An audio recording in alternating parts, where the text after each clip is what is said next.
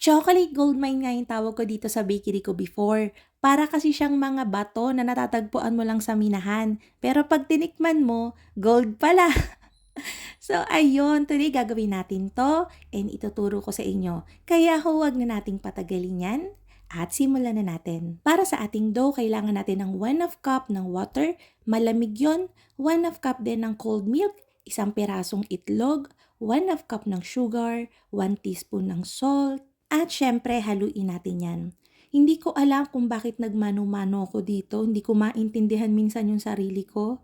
Pero kung may mixer kayo, please mag-mixer kayo. So dyan, after nating mahalo, nilagay ko ng 500 grams natin ng bread flour, 20 grams ng powdered milk, and 2 teaspoon ng yeast. Instant dry yeast yung ginagamit ko dito, yung Fermifan 2-in-1. Hinalo ko yan hanggang sa makabuo tayo ng dough and itatransfer ko na siya dito sa table para masahin for 5 minutes. Ang dahilan kung bakit cold water and cold milk yung nilagay natin, para hindi siya masyadong ang malagkit masahin. Since mataas yung hydration nito, malagkit na dough talaga siya. So binalik ko yan dun sa bowl, after 5 minutes, nilagay ko na yung 70 grams natin ng room temperature na butter. High Cups Marketing Corporation na prime buttercream yung ginagamit ko. So haluin lang natin yan until ma-absorb na ng dough yung ating butter. Balik natin sa table and masahin ulit natin to until kuminis na siya. Around mga 10 to 12 minutes kapag kamasang kamay. Malagkit yung dough natin. Again, kung may mixer, mag-mixer. So, nung naumay na ako magmasa, tinest ko na yan. At least maging ganito yung dough nyo. Hindi natin mapapanipis masyado ang pag-window pane test dahil masang kamay. Pero kapag ganito na, okay na rin yan. Pwede na yan.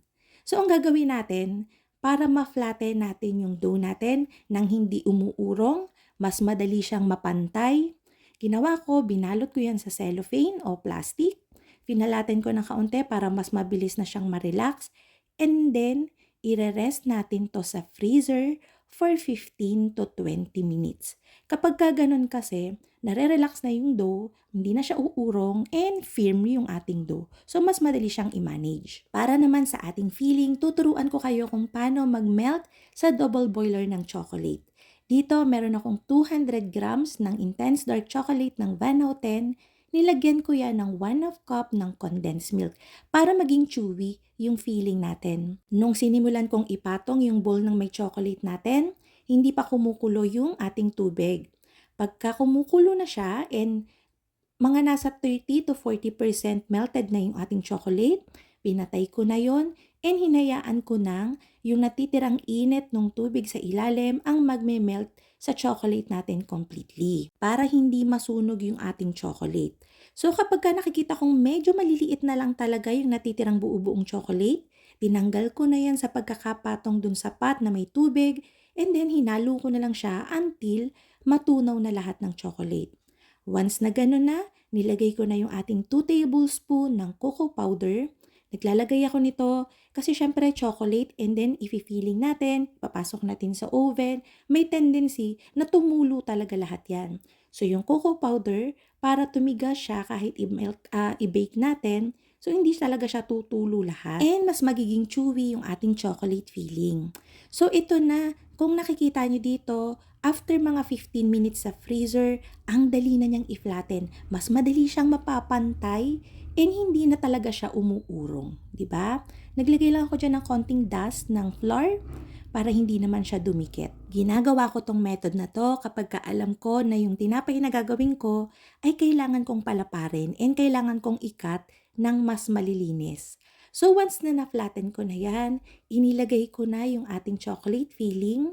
Since malamig yung ating dough, isa pang kagandahan dito, nag-firm up na yung ating chocolate. So, hindi na siya makalat kapag ini-slice na natin. Slice natin yung mga natitirang dulo na hindi pantay. And then, meron ako ditong ginagamit na ruler na ang lapad ay 1 inch para pantay-pantay. So, kinat ko lang yan ng ganyan. Titimbang ang bawat isa ng nasa 60 to 65 grams each. Tapos, i-braid lang natin yan. I-slice natin sa 3 and then itirintas lang natin. Ganyan kasimple. After nating matirintas, iro-roll naman natin siya para mag-itsurang nuts naman. Yan, ang ganda. Maganda 'to kung ilalagay nyo dun sa mga ensaymada mold para uniform. Kasi pagka ginawa natin 'to ta's nilagay lang natin siya sa tray, so hindi magiging magkakapareho talaga yung itsura niyan. Pero since ang ginagaya ko nga dito is parang mga bato-bato, since iko-cover natin siya ng chocolate, mas gusto ko yung gano'n, yung parang medyo hindi siya magkakapareho. Pero kung hindi niyo nga siya iko-cover ng chocolate, ilagay niyo siya sa mga ensaymada mold or mamon mold. Pinaalsa ko 'to ng 1 oras hangga't 1.5 oras or umalsa na siya hanggang 80%. Binake ko 'to sa preheated oven na may 170 degrees Celsius for 20 to 22 minutes. And hindi na ako nag-egg wash kasi mas gusto ko yung ganyan and since iko-cover naman natin siya ng chocolate. Yun nga, iko-cover ko 'to ng chocolate, kaya nag-melt lang ako ng nasa 350 to 400 grams ng chocolate para ma-cover lahat itong ano natin, buns natin. Malambot 'to kahit mag-4 o 5 araw pa, kasi ito yung dinemo ko sa Woofex, ginawa ko siya ahead and mga napakain ko siya after 4 days pa. And lahat ng nakakatikim, since covered nga siya ng chocolate, hindi nada-dry yung bread natin. Kaya akala talaga ng mga nakakain, bagong bake and syempre nasarapan sila lahat. So ayun na nga mga kalutong tinapay, sana'y nagustuhan niyo yung ating video for today. Magkita-kita tayong muli. Ito pong muli ang lutong tinapay. Bye-bye!